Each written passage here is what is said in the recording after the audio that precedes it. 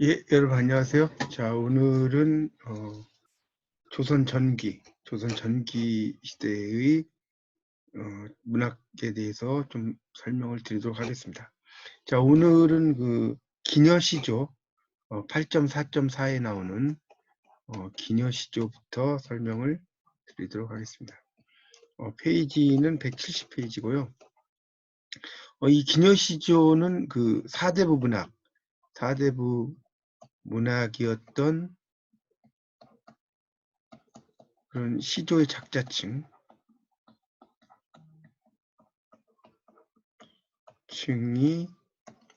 확대되는 전환을 마련하죠. 전환점을 마련합니다.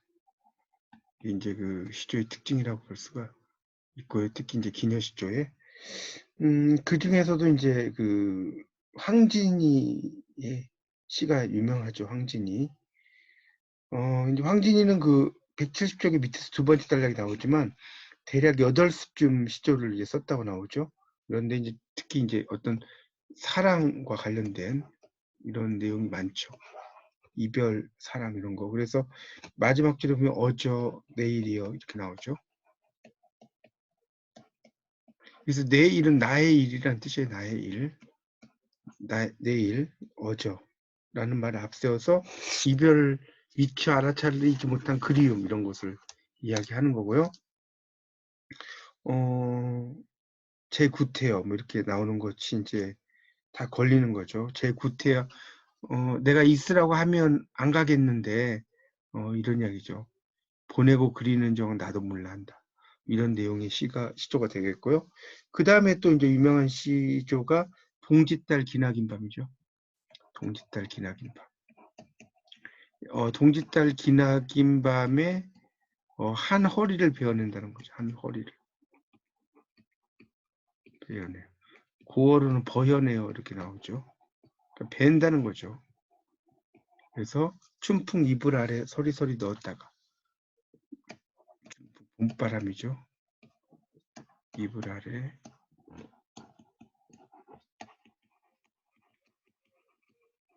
넣었다가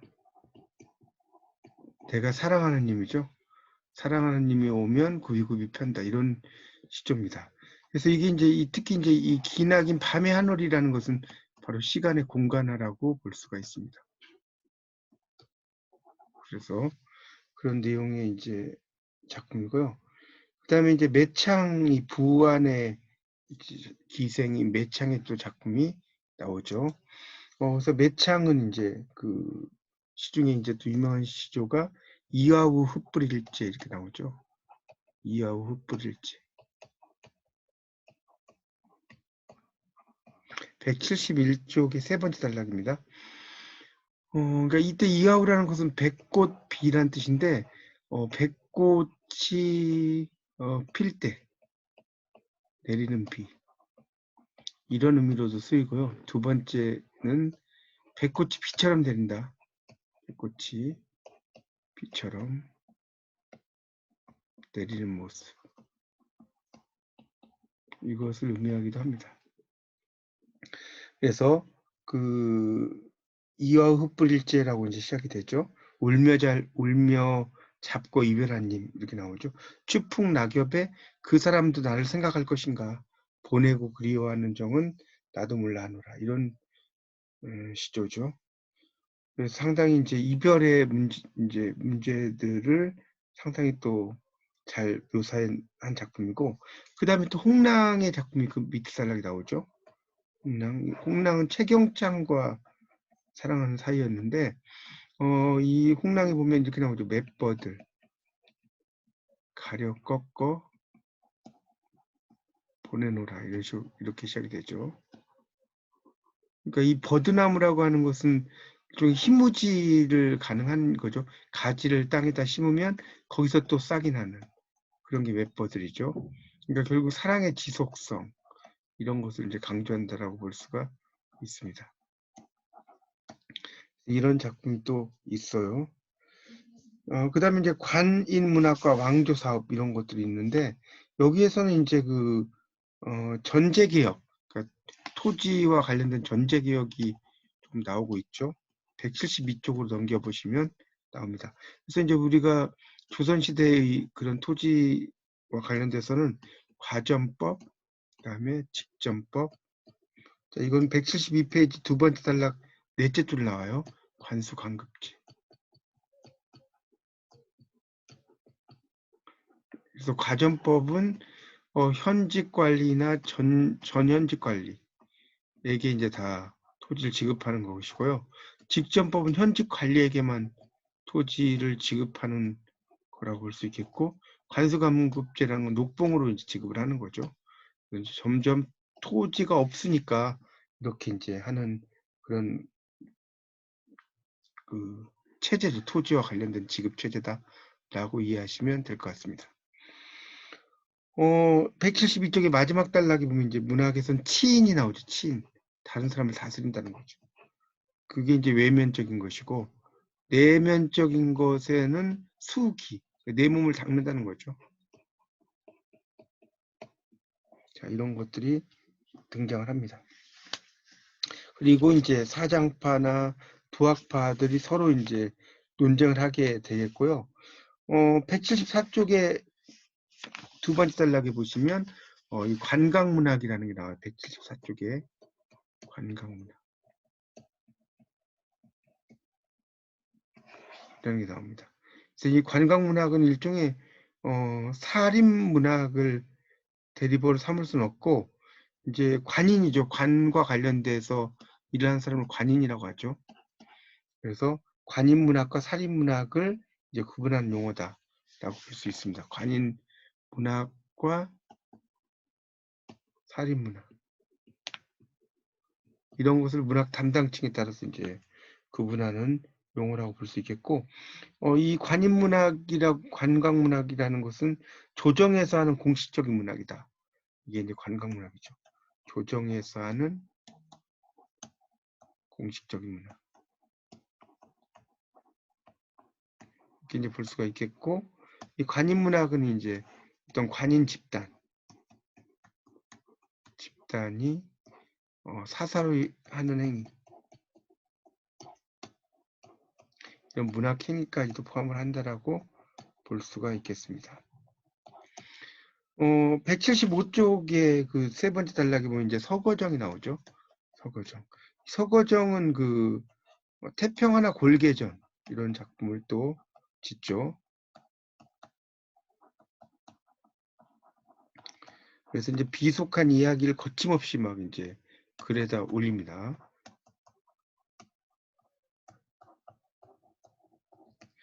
이런 것들을 많이 쓴 작품을 썼어요. 그래서 이제 어떤 그 양반이지만 양반의 이야기만 쓴 게 아니고 어떤 해악이라든가 풍자 이런 것들도 이제 같이 쓴 작가라고 보시면 될 것 같습니다. 그 다음에 이제 176쪽의 마지막 단락에 보시면 그 마지막 단락 첫째 줄에 박상, 이행, 박은과 더불어 정사령, 노수신, 항정욱은 해동 강서시파다 말 쓰죠. 해동이란 것은 이제 우리나라를 가리킵니다. 바다 동쪽이니까 강 서쪽에 있다는 거죠. 그래서 어떤 그 작품들을 이런 것들을 이제 많이 쓰게 됐죠. 그래서 상당히 이제 폭넓은 경험에서 우러나는 자연스러운 느낌에서 이제 멀어져서 고고하다는 거. 이게 이제 약간 그 궁벽한 영역으로 폐쇄가 되어서 논란의 대상이 되었다라고 나오죠. 어쨌든 이제 이런 작가들은 상당히 기발한 착상, 이걸 이제 기상이라고 하는데 기발한 착상 이런 것들을 이제 상당히 많이 영어로는 컨시트라고 하죠. 중요한 특징으로 하고 있습니다. 177쪽에 보면 177쪽으로 가보면 거기 이제 살인문학에서 김종직과 제자들 이렇게 나옵니다. 그래서 이제 보통 이 학풍이라는 게 정몽주에서 이 학풍이 길제로 갔다가 다시 이게 김종직으로 이제 이어집니다. 이 김종직은 도학과 문학 정술과 문장 이런 것들은 이제 하나로 어울려야 된다. 하나로 아울러야 한다. 이런 것을 주장을 한 사람입니다. 178쪽의 마지막 단락의 둘째 줄에 보면 김종직의 조의제문을 사체에 올렸다가 이국돈 유자강 일파가 연산군을 부추겨서 중앙정계에 진출하는 살림을 대거 처형하는 무오사화의 계기가 됐다고 나오죠. 무오년에 일어난 역사의 재앙이라는 뜻입니다. 이 사화라는 것은 역사의 재앙이다 이렇게 이해하시면 될 것 같아요. 그걸 이제 사화라고 이야기합니다. 자, 179쪽 마지막 단락입니다. 자, 거기 보시면 조광조가 나오죠. 이 조광조는 이제 둘째 줄에 보면 경기도 사람이고 지배층의 이념적인 긴장을 촉구해서 도학을 펴는 왕도 정치를 주장을 했다는 거죠. 그러니까 문학의 어떤 독자적인 영역을 인정을 하진 않고요. 이런 그 산수를 감상하거나 또는 해포를 달래는 문학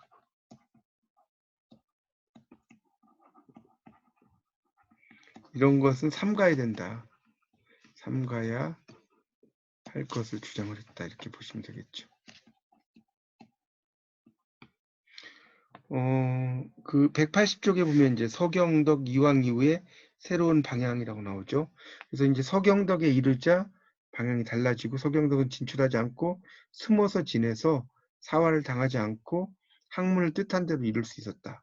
이런 게 나옵니다. 그 다음에 이제 181쪽에 둘째 줄에 보면 이황 나오죠. 이황. 시조에서 이연보를 따르고 한시에서 이연적을 계승했다. 라고 나옵니다.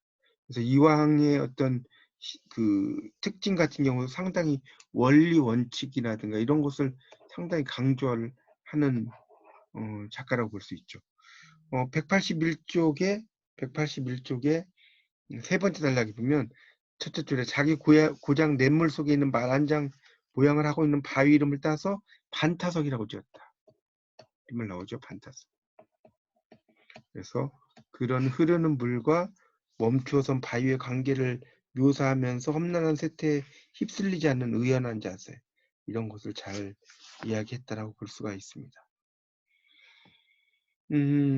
182쪽의 마지막 단락에 이의가 나오죠. 이의는 작품 창작보다는 이론 전개를 장기로 삼아 이황의 도학을 수정한 한편 문학의 원리에 대해서도 다시 정리하고자 했다.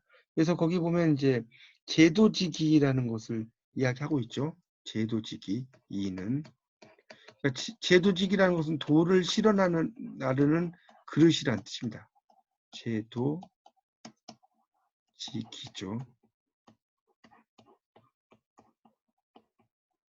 그래서 이제 지라는 것은 뭐뭐 하는이라고 번역이 됩니다.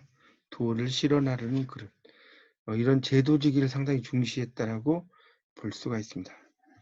자, 183쪽으로 이제 가면 방해인이 나옵니다. 방해인 8.7에 방해.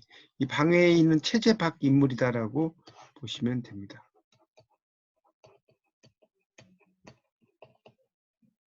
그래서 이 방해인 문학은 첫 번째는 이제 사대부의 이제 문학 중에서도 어떤 혜택을 제외받는 그런 사람들의 이야기고요.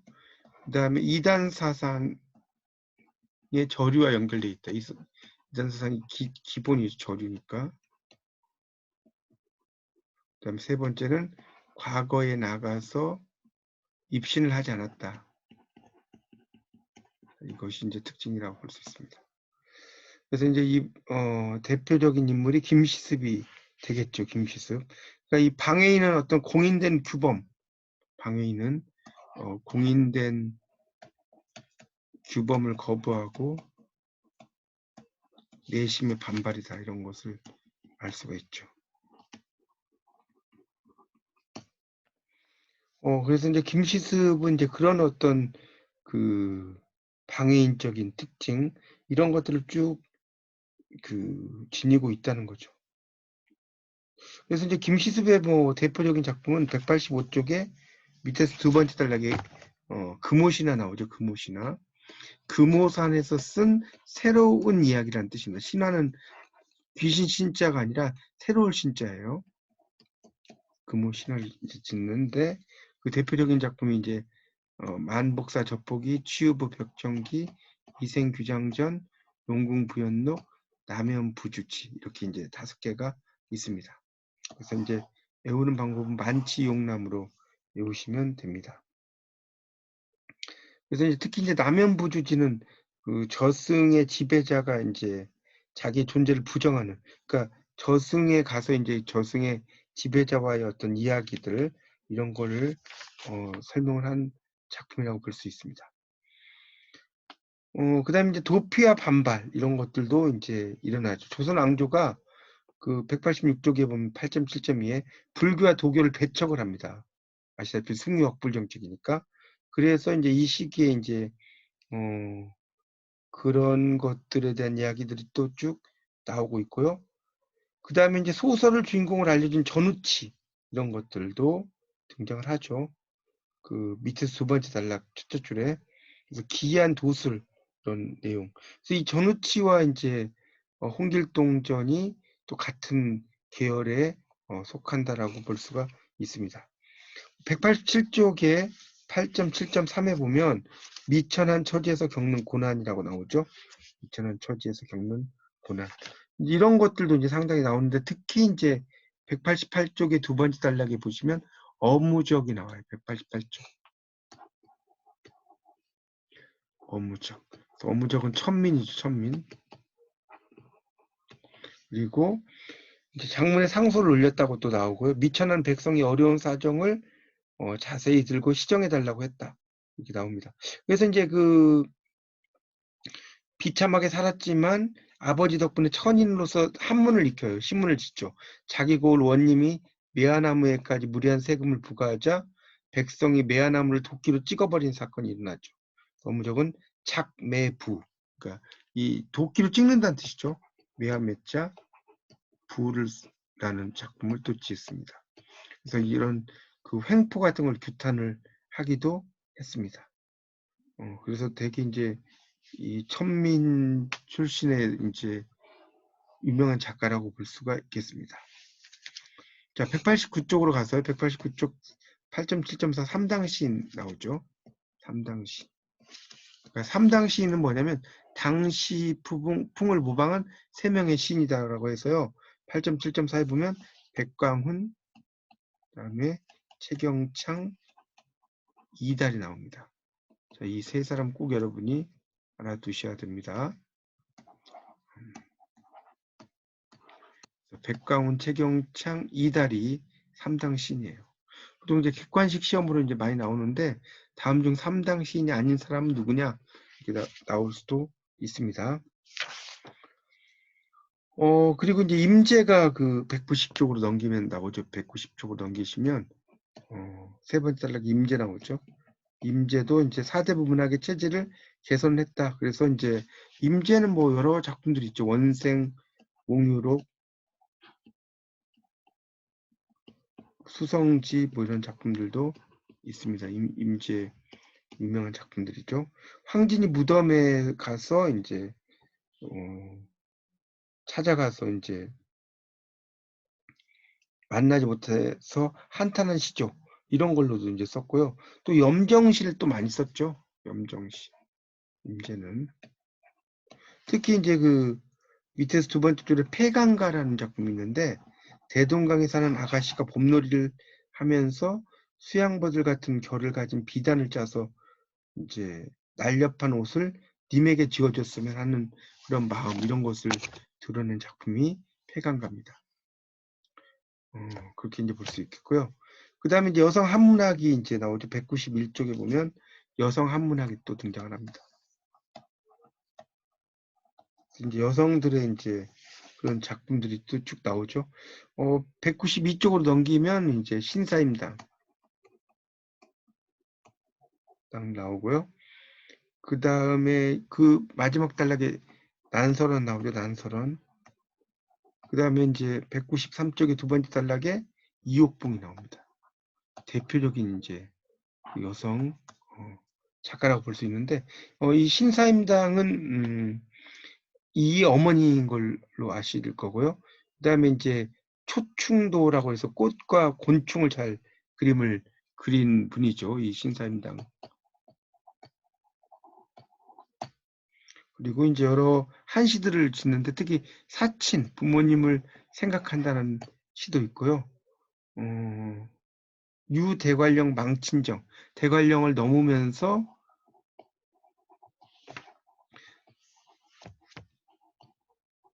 자기 이제 친정을 그리워한다는 거죠. 그 다음에 난설원 같은 경우는 이달에게서 배우죠. 이달, 손곡 이달에게서 시를 배웠습니다. 그리고 이제 뛰어난 재능을 가지고 있었는데 김성립의 아내가 돼요. 김성립의 아내가 됩니다.